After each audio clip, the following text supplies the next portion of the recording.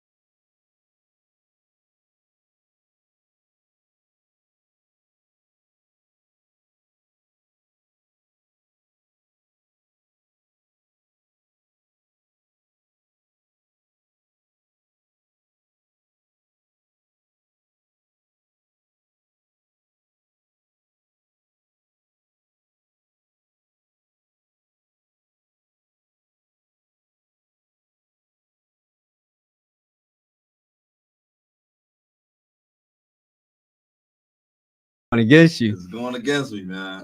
What you got allergies heavy or just sneezing like crazy? You think it's something wrong with me? Yeah. Thank God the COVID is allegedly over. Well, so I guess you like the cold weather then. So when it's nah, I'm a warm weather person for sure. Well, you got a little challenge. There you go. Got a grin and bear. Got a grin and bear. So listen, for those who are out there suffering with allergies, you have our prayers and well wishes and all that good stuff. I guess it was like Claritin D or Claritin or whatever, something like that. Something. Hope you all get taken care of it. Because I like the spring, summertime, actually. So this is my time of year. I don't have any allergies, but I like to transition up from winter to spring and then in the summertime. So it's my time of year, man. I'm vibing out. But I feel for you, man. I hope you get through it. Appreciate it. Hope you get through it. But listen, if you're listening to it for the first time, listen to WPPMLP Philadelphia 106.5. And you can always follow us on our social media platform. We land at Instagram the most, which is Community Voice PHL. So you can follow us there. We also do have a Facebook page, but if you go there, you'll probably be the first person there this year to follow us on Facebook because we don't go there much, but it's Community Voice PHL still. We have Apple Podcasts. Please subscribe and follow us there. And also our YouTube channel, which is Community Voice PHL Talk Show.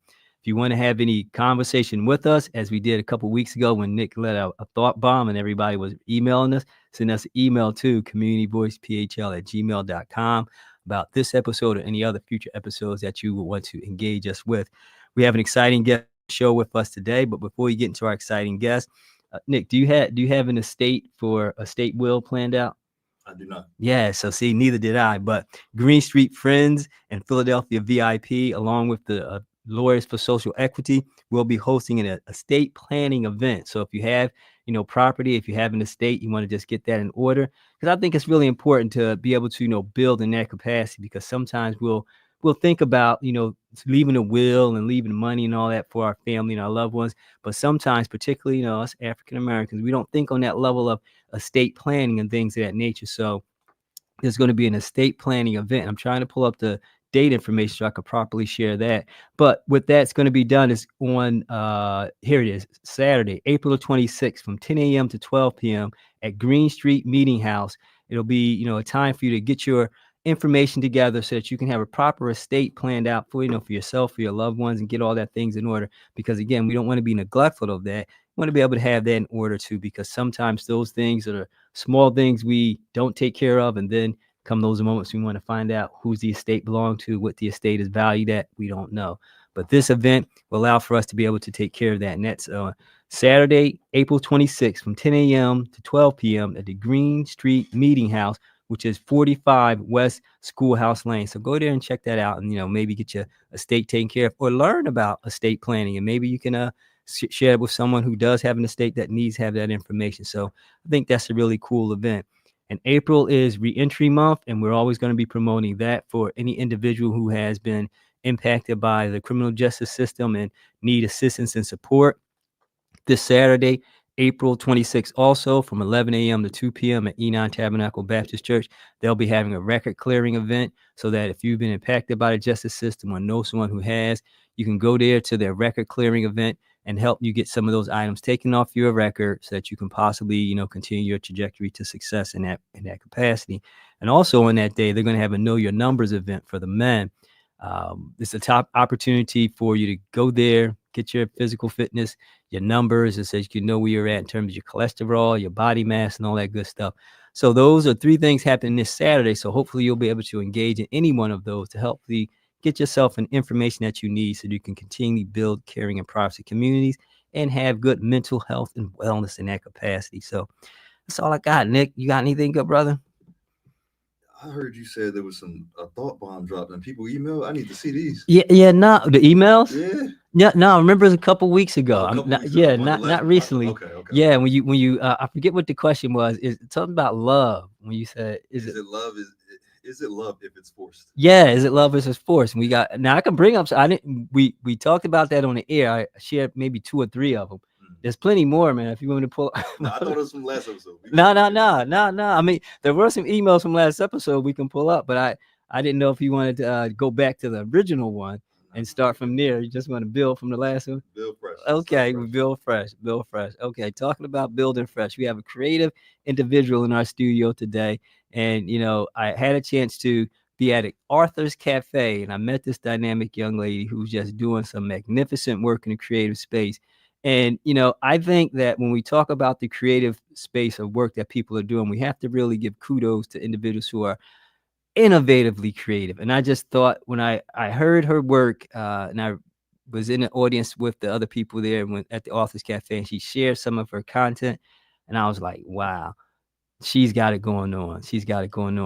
Amira Jennah, born in Philadelphia and raised in North Carolina, is a passionate advocate for mental health and a dedicated board member of IMM. As a poet and emerging novelist, her work explores the complexities of women's lives through powerful storytelling. Her debut book is a collection of 4 short stories, each offering an intimate glimpse into the diverse experience of women, narrating love, loss, and self-discovery. So thanks for being on Community Voice PHL, Amira the Magnificent. That's what I'm going to call you, Amira the Magnificent. So thanks for being on Community Voice PHL. Thank you for having me. You're welcome. So I know I gave a little bit about your background. So if you want to elaborate on that a little bit more before we jump into our conversation, that'd be cool. Yeah, I'm just me. I was born in Philly. I was raised a little bit in North Carolina. Came back to Philly. Philly is home all day, every day. So Philly is home. That means you Eagles, Sixers, Flyers, Phillies fan and all that. I'm gonna say yes, even though I don't really, get into like sports and stuff. But when it's like, what do they call them, the finals or all of that, I'll be out there. I'll be out there. So you still support. Okay. Yeah, so you got a while before the Sixers, before you got to the Sixers. I be working the games like at the baseball stadium at the Citizen Center, so I'll be there. Okay. So then you committed. You 10 toes deep. You committed. So I know you're from North Carolina, but I just want to see how much Philly you are, because as all of our listeners know, they know I'm not. I'm just not. I'm from Jersey, Newark, New Jersey, so they know. They know already that, and look at Nick looking at me like, well, this is my first time finding out he was from Jersey. Yeah, I'm from Jersey, Newark, New Jersey, Brick City. So if anybody ever asks, that's where I'm from. So that's why I always ask everybody when they say, I've been born here, but I've been in Philly for so long. I always ask, like, how loyal or what's your deep alliance with Philly? So just for checking. The artistic community here is like amazing. Like, I always tell people like, I probably was like had another life where I lived in New York, or because like Broadway is like, and then when I visit there, I'm like, I feel like I've been there before, but then I get back here and I'm like, nope, Philly's home. It's definitely here. It's a different energy. Yes, exactly. Yeah, this is really my home. So Philly captured you like that. Yeah, that's absolutely. That's what's up. In all due seriousness, even though of course I'm not from Philly, Philly did capture me in a lot of regards, because ultimately I met my wife there, and then also because of the energy of the community, and that's why hence the show Community Voice. So I totally vibe with that. I just make it a slight joke, because Eagles, Sixers, Flyers fans, they are passionate. You can't surround Philly on just sports alone, though. Like, no, we're not like at big all. on history and culture. Not and at all. Yeah, not at all. So speaking of not just sports alone, talk about the impact of your work, because we were at the Arthur's Cafe. Shout out to Levon Howard for Path to Greatness for inviting both of us there. and you shared some of your work, and it was really, really inspiring for me, and the layers of what you were doing and how you were sharing your work. Talk about what got you into that creative space of, writing and then spoken word, and how did that move you into being where you are now? Well, I've been writing since I was younger. I never really thought about it. It just happened. Like in second grade, I won a poetry contest, and we was just learning about poetry then, so I didn't really get the impact of it then.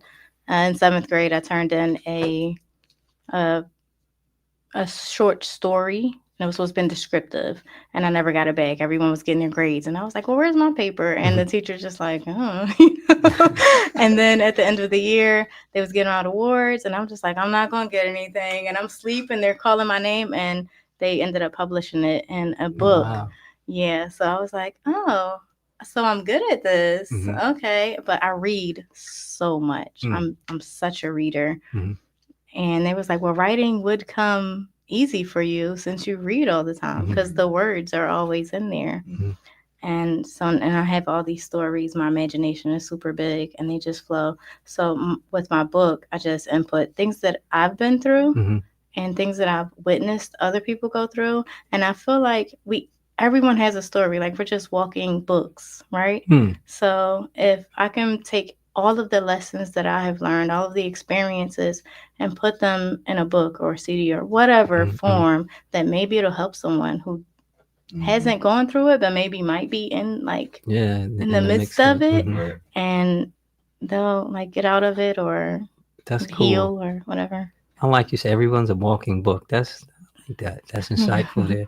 And so when you're thinking about like your writing process, is it an inspiring thought, or is it an experience, or is it just a combination of everything? Yeah. Like a thought could come to me, and then it just overwhelms me until I get it out. So it'll just constantly ache me until I put it on paper or put it in my notes in my phone or whatever. Like, yeah, it haunts me, if you will. It begs to be put on paper. Yes. That's what's up. I always say like the universe or God is like telling me, say this. Okay. So we can't just gloss over that. You're a child prodigy, basically. Yeah. A child prodigy? A Really? child prodigy. Really? I never thought of myself as that. Grade? I was in seventh grade. Oh, seventh. I thought she said second grade. No, I won a poetry contest in second grade. See, and I got published in seventh grade. That counts. So, yeah. But I want to jump into the fact that you said everybody's a walking book, because I feel like that's so true. We have a lot of thoughts that we don't get out, and like you said, it'll eat up at you. But if you don't have that outlet to really express yourself, then it's damaging internally in a way. So talk about some of the creative ways besides poetry that can be expressed. I love reading people's like biographies and autobiographies. I feel like everyone should have one, every single person. And if I could read everyone's life story, I would, because then I would feel like I've lived 1,000 lives, 1,000,000 lives, 1,000,000,000,000 lives, right? And I feel like, well, I believe that we all are on this earth to learn our lessons before we are combined with the greater God. Absolutely. So I think that would just like quicken everything. Maybe, I don't know.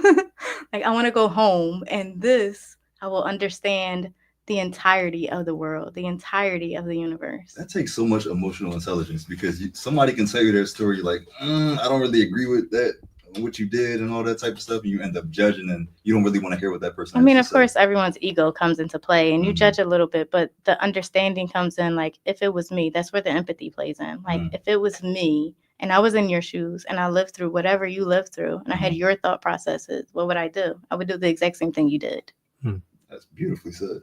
Yeah, that is dope. So when you're writing it out, because in part of what you shared at the Arthur's Cafe was about, was it a series, or was it like a collection of stories? It's a collection of 4 short stories. 4 short stories, right? And you had characters layered in there. Yeah. Talk about character development, that creative space. Where did you get it from? Did you like, is me and Nick gonna be a character in your next book? You could be, I could take like, you know what? I honestly, my third story, Tracy, I did use someone that I knew personally, and I thought about her while writing this character. However, I did make like big changes. So yeah, you could character development, but like with the other one, well, Andrea, she was based on me younger. I told y'all about that. But the other two was just like someone I made up completely. But the circumstances surrounding the stories are true. Like they might not be true for the book, but like everyone is going through something that happened in this book. There's nothing new under the sun. Yeah, yeah.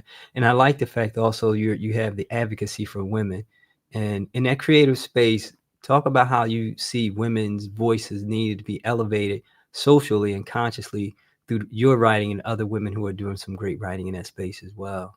Honestly, I had to stop myself from listening to all of those like male-led podcasts on YouTube or the radio. She talking about no. Like not you guys. Like what do they call the red pill or something like that? Okay, yeah, all right, yeah. all right. So it's like I feel like a lot of times living in this patriarchal society, women are looked down. Even nowadays, you think it's 2025. You have like more rights, more freedoms. A lot of things socially is still ingrained in us. So as women, I feel like we should step outside of every social bondage, if you will, and just help each other out of that. Like I know that there are people still, well, women in particular, still caught up in, how can I word this without like offending anyone?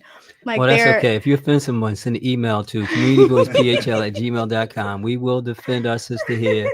We're not trying to wordsmith her. We just want her to be authentic and what she wants to express herself. So the way I study like religious and socialism and the world, we're all taught to live specifically by the rules of how we were brought up, right? Whether that's religious, parental, social, whatever.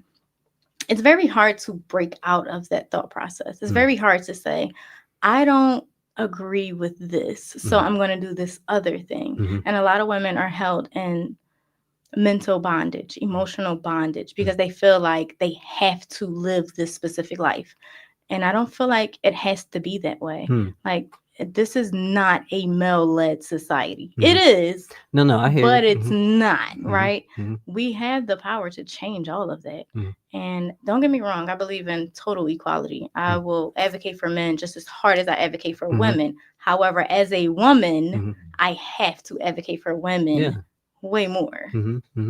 Yeah, no, I get that. And I get that. And Community Voice will give you that platform if you ever need to speak and advocate, because that, we want to make sure that we're giving agency in areas where there's diminished, and oppression. So we definitely vibe with that. Right. And I like the fact that you're unapologetically looking to create that equity, but also creating that value for the voice for women and women of color in particular. So kudos to you for that.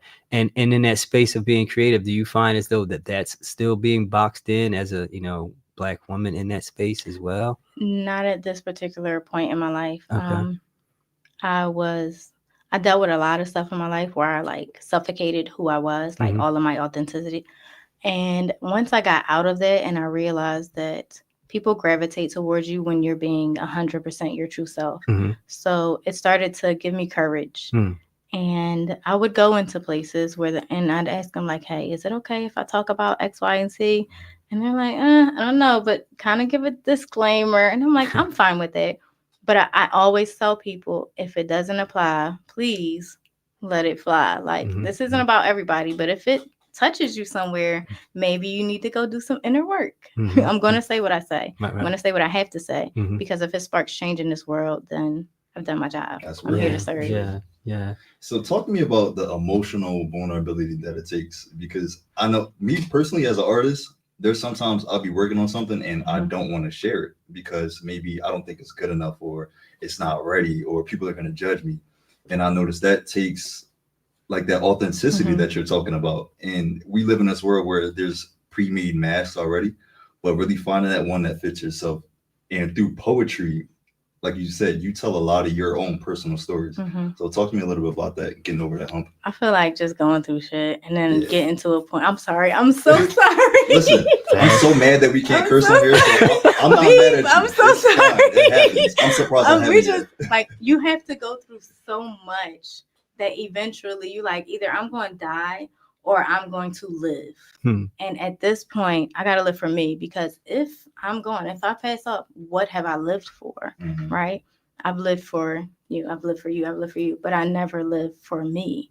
And what is your life for if you're not living it for yourself? And once you get past the place where I've been through this and this and this and this, and I'm tired and I just want to be happy, you don't care what other people say. You don't care what other people think about you. You're going to put something on and you're not going to worry about if everyone's going to like it. You're going to walk down the street and be, I look good. I know I look good, and people are going to gravitate towards you. And once you get to that space in life, you become like, I don't want to say a leader, but I'm going to say a trendsetter, because now everyone's looking at you and they're like, oh, they're very confident in who they are and they're not afraid and they're 100%, and they're going to follow your lead, right? Because that aura, that energy is people are going to gravitate towards your energy. I know a lady, her name is Starfire. Oh my gosh, she's such a beautiful lady. And she's colors. When you see her, all you think is pops of colors, because she's always so bright and vibrant and smiling. And she will uplift you in a matter of a second. And you'd be like, you could be deeply depressed and she just bring you out of it. And that freedom that you see someone have, you strive to be like that. And I was like, yeah, I got to get my stuff together, because she is absolutely free in this world. And that's amazing. Wow. And don't worry about, we have open mics. So if you feel like you got some work and you don't think it's good enough, you see me doing the air quotes? I'm doing air quotes, people. You can go to the open mics. You can just get it off your chest. No matter what the crowd say, if you feel good about it, that's fine, because you're being authentic to yourself. But if you don't, if you feel like I need to work on it, it's just an open mic. You can go work on it. So what it sounds like, the art is for you at the end of the day. Absolutely. Somebody can relate to that. Absolutely. You've done your job. Absolutely. Yeah, that's cool. I love it. You got a lot of great things coming up. You got a lot of great things you're into. Give our listening audience and viewing audience, because we will be on YouTube, ways that they can catch up with you. We can't sell it, but you can tell it. And how they can follow you on any type of social media platforms. They can just visit my website, www.amirajennah.com. That's AMIRAJENNAH. It has everything on there. My social media platforms, my website, everything is on there. Cool. Now, I know I didn't prep you and ask you in advance. I don't know if you have any spoken word pieces you can just drop right off the top of your head. Yes, I do. Okay, I got it.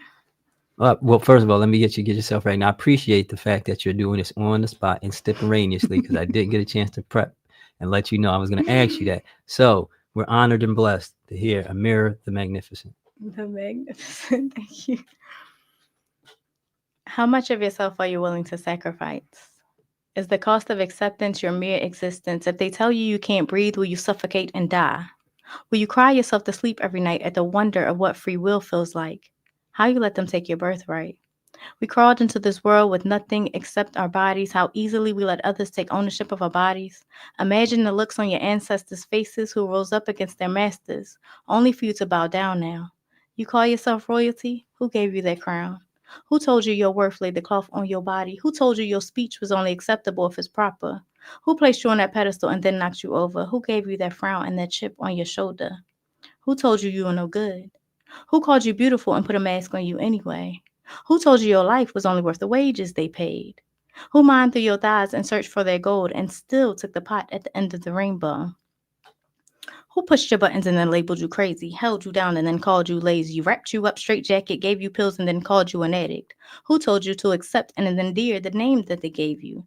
Tell you ain't God, still in secret they praise you. Isn't it odd how they practice sovereignty but are the loudest in the room when there's talk of inequality? All the world's a stage, men and women merely players. Race and ethnicity, those are the layers. See, they hate us for our righteousness, want to beat us, so they copy and paste. We call it appropriate. Openly in hate, they our culture they take. Ivory wash our history misplaced. We feel defeated, yet they won no case. Isn't it odd how they practice sovereignty but aren't the loudest in the room when there's talk of inequality? I just want to clarify. I wrote that poem because did y'all see that video that Roseanne Barr did? The music video? You gotta wait. Let's get the snaps first. Yeah. Now you can give context. Yeah. So Roseanne Barr do y'all know the history behind Roseanne Barr and her like racist? Well, Yeah, we do somewhat. know. Yeah, we aren't historians of Roseanne, but we do know the Okay, story yeah, of well, Roseanne. she did like this pro-Trump video. Now the pro-Trump stuff, I don't really care about that, right? But she had like braids Mm. and the ride, and she was rapping. Oh wow. Yeah. Okay. So now you get what I'm Yeah, saying. exactly. So thank you for sharing that powerful piece and Yeah. giving us the backstory on that. And thank you also for being a guest on Community Voice. We definitely will have you back as a Thank future guest you. as you continue to expand your creativeness and expanding your voice in the space of advocating for women. And I'm looking for the play from your book. Okay, so So I was accosted, if you will. My friend Alchemy, my good friend Alchemy, he was like, "When are you gonna do the script? When are you gonna do the play? When are you gonna do the short story? When are you gonna do the film?" And he just every single time he saw me, he was pounding it into me. So eventually, I rounded some people together. Shout out to all of the volunteers. I'm so filled with gratitude because of it. And now we're gonna get the script together and we're gonna do this short film. All right, cool. There you go. That's what I'm talking about. So we're excited to hear about that as that project continues to come to fruition. And as it does, definitely come back and share with our listening audience and viewing audience and how that's going. So Amira the Magnificent, thanks again for being on Community Voice PHL Talk Show. We appreciate you. We'll have all the show notes about how you can get in contact with Amira the Magnificent and support the great work that she's doing. She's loving that name. I know she is. But thanks again for being on Community Voice. Nick, what you got for us, buddy? Hey, that's all for me. Wait, I want to give a quick shout out to what you just said about having people in your corner that support you and support your work. That's so important. Like, keep people around you like that. Yeah. I mean, because hey, we're not in this by ourselves. There's certain things we get into, but we're not in it by ourselves. You know, if you have that higher power that you cling to, you can call on that. But it's also great to know that you have a tribe that goes with you as well. And to make sure that that tribe keeps you buoyant, meaning that they're not just telling you the good, they're telling you everything in between so that you can be properly understanding what you're into and how to get out of it with a clear and focused mind. Because one of the things that Nick always encourages me and us as a Community Voice family is to make sure that that wellness is centered on our being, and our value is understanding who we are and not just what other people tell us who we are, because sometimes we become so encumbered with that we're pleasing others. And as you even mentioned, you don't even know who you are. So you get lost in the midst of that. So we appreciate that. We appreciate you. And thanks, Nick, for those reminding words. But as we wrap up this segment of Community Voice, we're always going to have that insightful, inspiring information from those people such as our guest today. If you want to follow us again, if you're just tuning in, you can follow us on Community Voice PHL at Instagram. That's who land at the most. And also Community Voice PHL on Facebook. If you have any comments about this episode or want to get in contact with us to share with us what's happening in your community, send us an email to communityvoicephl@gmail.com. And please subscribe to our Apple Podcast, Community Voice PHL Talk Show, and our YouTube channel, Community Voice PHL Talk Show as well. And remember, if it's happening in your community, we need to hear your voice. And that's it for Community Voice for this evening. And we are out. Peace. Peace.